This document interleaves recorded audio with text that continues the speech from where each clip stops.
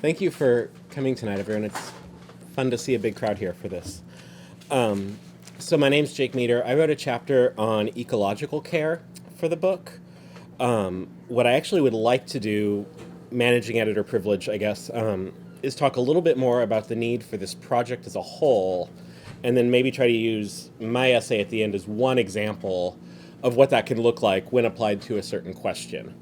So as we think about the whole concept of Protestant or Catholic social teaching, think about where that began. The first Catholic encyclical that's part of this corpus is Rerum Novarum, 1891, I think, if I remember right.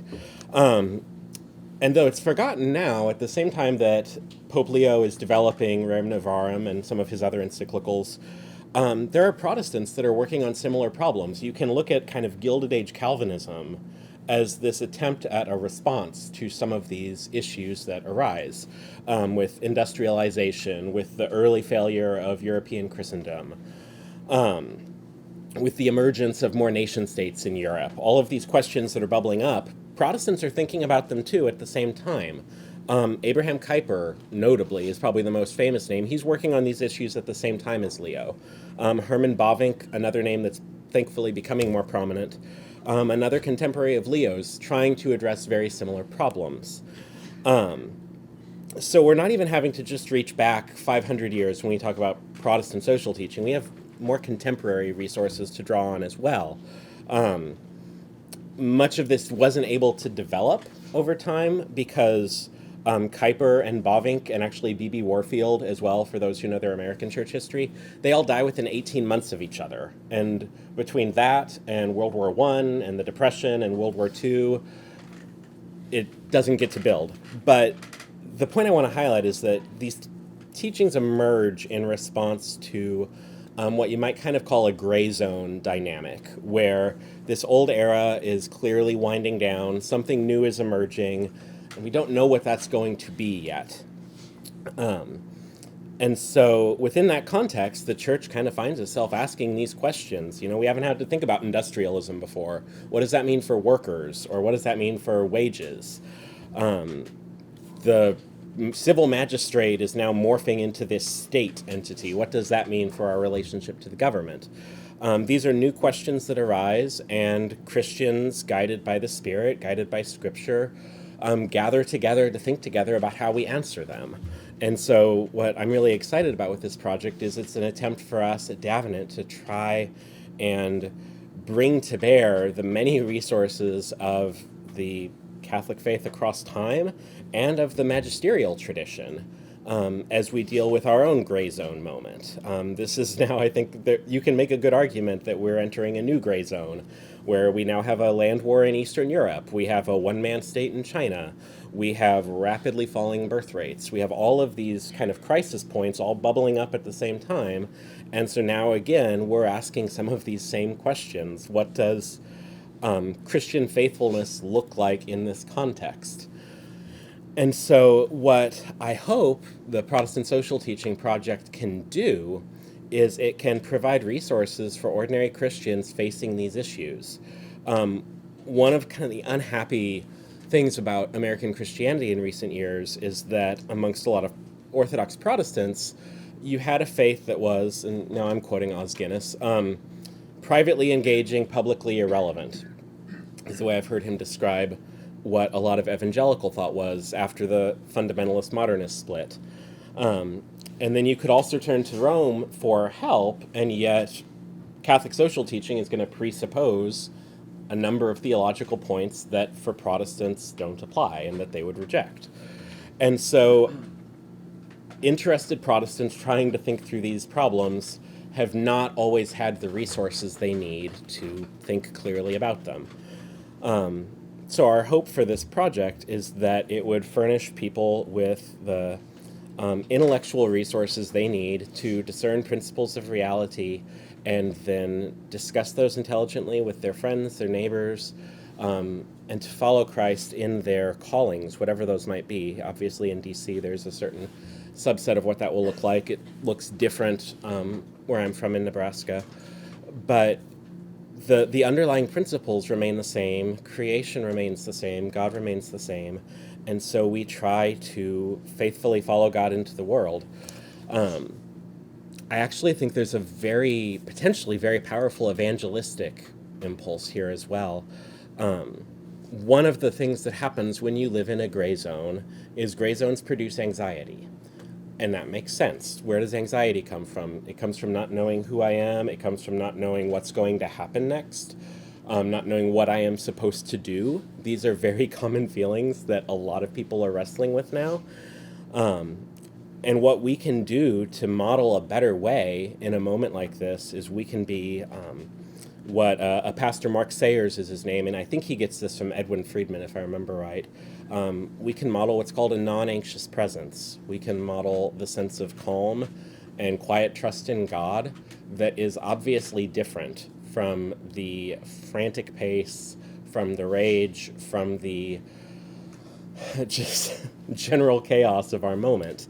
But if we are to embody that non-anxious presence for our neighbors and our churches, we need to know what is true, and we need to live according to what is true. And so those are the hopes that I think we all have for this project, is that it would help people to do that. We don't have all the contributors here tonight, obviously, but Stephen Wedgeworth's essay on abortion is one of the most thorough treatments of how churches addressed abortion in the 20th century I've ever read. There's a number of incredibly helpful essays here that I hope and trust will change the way you think about a lot of issues. So for my own essay, I was thinking about environmental care and how the Protestant Reformation and early reformers who weren't really thinking about environmental care in the way we are, this side of industrialism, how can they help us think about these problems today? And so the two thinkers I spent the most time working with in the essay are Martin Bucer, they've both already been mentioned, Martin Bucer and John Calvin, who actually studied under Bucer for a few years in Strasbourg, was mentored by him. Bucer actually introduced him to his wife, kind of pressured him to marry her because Calvin didn't want to get married. Kind of in keeping with what Brad was saying, actually, about some of Bucer's views. So what Bucer does that I think is very instructive, and it can help us in thinking about environmental care, because so often environmental rhetoric and concerns can almost flag human beings as kind of a parasite on creation. And really, everything would just be better if we weren't here at all. Bucer can give us a better starting point to think about a positive account of human life in the created world. This is telling of Bucer. His last work is De Regno Christi. His first work is Instructions in Christian Love. This question of love and public life and neighbor just runs through everything that Bucer does. It's kind of the beating heart of his theology. And when he's talking in Instructions in Christian Love about what this looks like, he again gets extremely practical. So there's even one section, apologies, some in the room who this might, where he says, you should encourage your children to be farmers because farming is the most immediately helpful thing you can do for your neighbor with the least harm to your neighbor. And you should not encourage your children to go into business. Like, this is a paraphrase of a discussion he has in there, which we can argue with all we want, but it's telling of how practical he wants to get in thinking about how do we love our neighbor well. So one thing that Bucer talks about there is the relationship to land. And here's what he writes. This is the quote that kind of stuck with me ever since I first read it years ago. So this is Bucer, quote, "With the loss of the knowledge of God, we have lost also the knowledge of creatures. As we no longer wish to live to serve God, his creatures were rightly taken away from our service. If we ignore the Creator, it is fair that we are deprived also of the created. We have followed Satan and despised God, hence our whole mind has been perverted to the point that it can no longer be useful to anyone, but rather has become so universally harmful that we have deserved for ourselves eternal condemnation. Thus the whole creation, which should have been used only to the praise and glory of its Creator and for the preservation and profit of men, has been disgraced, profaned, and depraved by our diabolic misuse and self-seeking." So, and if you follow Bucer here, this is an idea that you can certainly trace out through the Old Testament. The giving of land is a sign of blessing. The taking away of land is a sign of judgment. This is the story of Israel in the Old Testament. When God promises to bless Abraham, he promises him land. And so Bucer's just picking up on this theme. And you can, sorry, trying to condense just for time's sake. I think something we can take into our reflection on ecology from this is that there are root sins that we maybe think about in terms of only interpersonal terms or communal terms. They often have an ecological impact as well, and judgment can also have an ecological element to it. You could even think about this with something like the Genesis flood. This is a move Michael Williams makes in his book Far as the Curse is Found to suggest that there is an ecological element to the flood as an element as judgment. And so that kind of core insight from Bucer, the land exists for the common use of all, for the blessing of neighbor, and this should be reflected in the actual way we treat the land. That's not an insight unique to the magisterial tradition, but I think it's something that the magisterial tradition can give us. The other person I use, an argument I want to make in the chapter, or I do make in the chapter, it's written, is, I think, unique to the magisterial tradition. And it comes from Calvin and also a little bit from Bucer, but more Calvin. So think about, if you're familiar with the debates about Eucharistic presence in the Reformation era, what the magisterial tradition ends up saying is that God is spiritually present with us in the Lord's Supper. And so the bread and wine remain bread and wine, and yet that is the means through which Christ unites himself to us, through which God discloses his presence to us, almost even kind of catches us up with him into heaven as we feast at the Lord's table. This is probably not the way you hear the Eucharist talked about in Reformed churches often, unfortunately, but it should be. But what I want to draw out here, and this is something Brad's written about as well, actually, in the past, is that, so there's this meme that goes around that talks about how Protestants can't write well or can't make good art because we have this very underdeveloped creational theology. But if you actually follow the logic of our Eucharistic theology, I think you have to turn that on its head. For Rome, in order for us to be united to Christ in the Eucharist, the bread and wine actually have to become the body and blood of Christ.